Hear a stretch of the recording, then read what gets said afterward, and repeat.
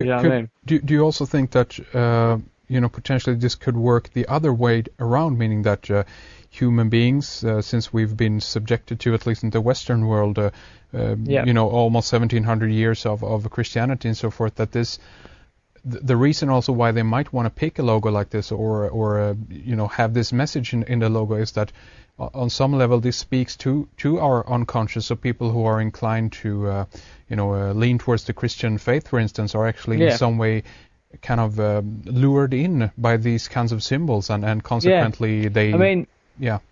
Yeah, definitely. I mean, the thing that I'll draw upon later is that how this works with more than just Christianity. Because if ISIS has many identifications, and she's got an identification as the angel Gabriel and the all-seeing eye and stuff. Yeah. But when we talk about this New World Order and the one world religion and the one world government, the angel Gabriel is the one figure that can unite Islam and Christianity, because both of them adhere to her as God's messenger. Mm-hmm. So when you're looking at implementing this New World Order, it's got to be something that combines these two religions. And that particular figure is that thing that can combine those religions. I'll touch on that in a bit, anyhow. Yeah. It gets deeper. I'll be telling you all it is in a minute. Sure. Go ahead, sir. Yeah. I'll give it a bit of time. I'll give you another 10 minutes. Sounds and I'll good. let you know who it is. But anyhow, moving back to the Olympics logo and the Zion logo in the 2012 and stuff. Basically, there's a little bit of research. There's stuff on the net about this as well. The company who created that logo was a company called Wally Ollins, and Wolf Ollins is a brand agency, and this brand agency was set up by a chap called Wally Ollins, and this man was responsible for branding corporate Europe. So basically, GE Capital, all these logos that have kind of, sunk into the subconscious of sorts. These are all created by this man called Wally Ollins, who created the 2012 logo as well. And it turns out his dad was a Freemason.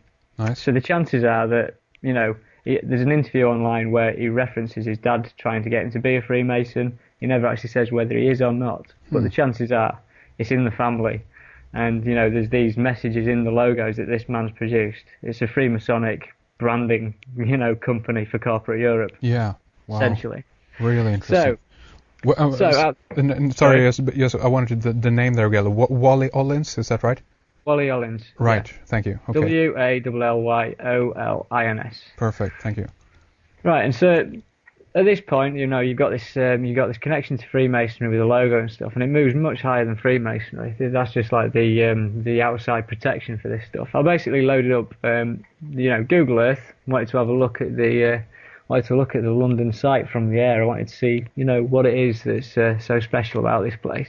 And, it just so happened that the particular site in Stratford was the only last bit of wasteland that was, that was left vacant in London. It was the one last place that they could do things for something like the Olympics. So it's quite lucky that they had it in the first place. And what I noticed was I started looking at the actual street plan of this place. And to go through it, you've got a number of roads that circle the site. And the first road is a road called the Eastern Cross Route. The East Cross Route, which is a reference to the Eastern Cross. The Eastern Cross is an Orthodox cross, and it's a modified version of the Patriarchal cross. It's got two smaller cross beams across the side. The next road down, you've got Carpenter's Road, which encircles the site. Carpenter, who was a carpenter? Oh, good old Joseph. Yeah, he of was course. a carpenter, wasn't he? Yeah. Next road down, you've got a road called the Great Eastern Road. And obviously when you refer to something as the Great Eastern, it's obviously like the Great Eastern Star. So you look into the Great Eastern Star. It turns out that the Order of the Eastern Star is the largest fraternal organisation in the world that both men and women can join. Yeah. And it was founded by someone highly connected with the Freemasons. And their symbol is the pentagram. So this is the next road down. Yeah. Moving on around the Olympic site. If you envisage we're encapsulating the whole Olympic site here, the next road along is Angel Lane. And obviously the famous angel is the angel Gabriel. So we've got Angel Lane here. Next road along, we've got Temple Mills Lane. Temple Mills, where the water mills belong to the Knights Templar. Yeah. So another connection there. The Knights Templar were the poor fellow soldiers of Christ in the Temple of Solomon.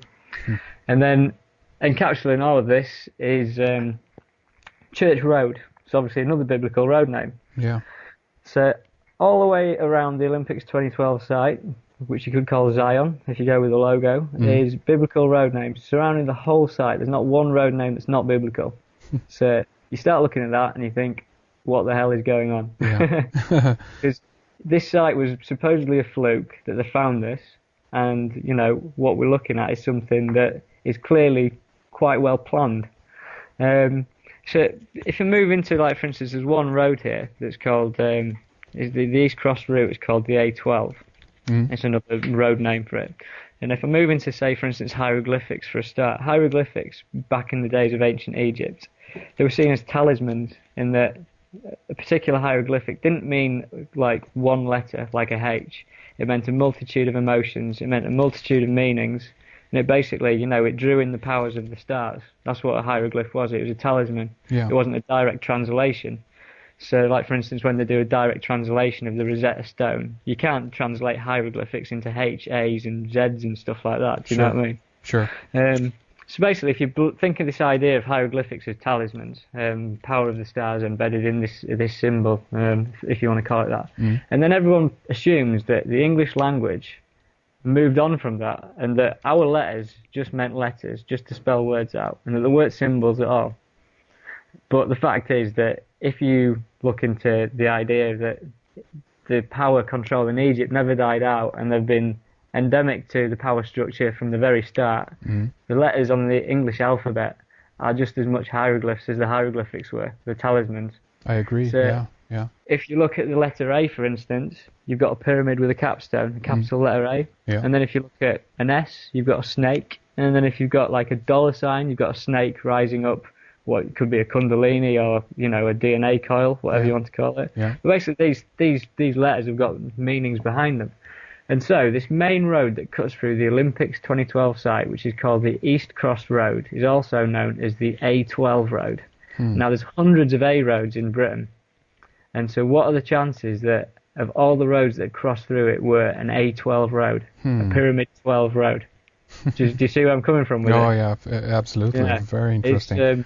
It's pretty strange that one road, this is what I'm saying, coincidences, this is a load of rubbish that this is coincidence. It's not coincidence whatsoever. No. And then you look into the situation of where it's situated in London and Eastern London, and you'll find that it's in two areas. It's separated between Leighton and Leytonstone. And I don't know if you're aware of what a ley line is, but basically... Of course, yeah. Yeah, if you look into this, the Olympic site is bang on where two ley lines cross over. So we're on about something that's connected to the energy grid of, the world, like the lifeblood of the earth, if you want to call it that. Nice.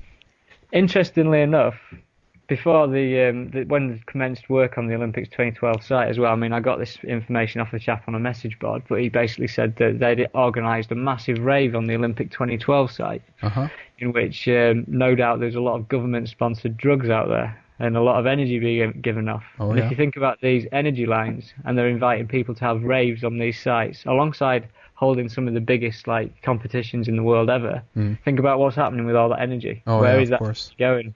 It's probably being fed into the system somewhere.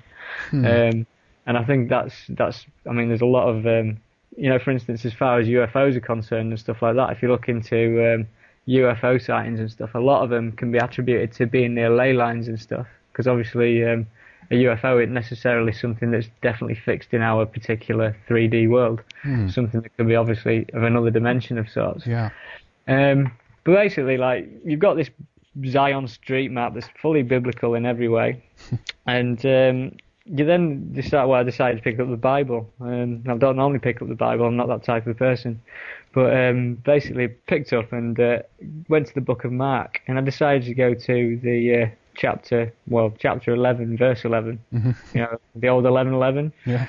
We got this passage here. Then Jesus went into Jerusalem and into the temple and looked around at everything. Since it was already late, he went out with his 12 disciples to Bethany. So we've got a mention of Jesus entering Jerusalem. Yeah. Which is obviously Zion's the New Jerusalem. And it says that since it was already late, he went out with his 12 disciples to Bethany. Right next to the Olympics 2012 site, down a Roman road, is a place called Bethnal Green.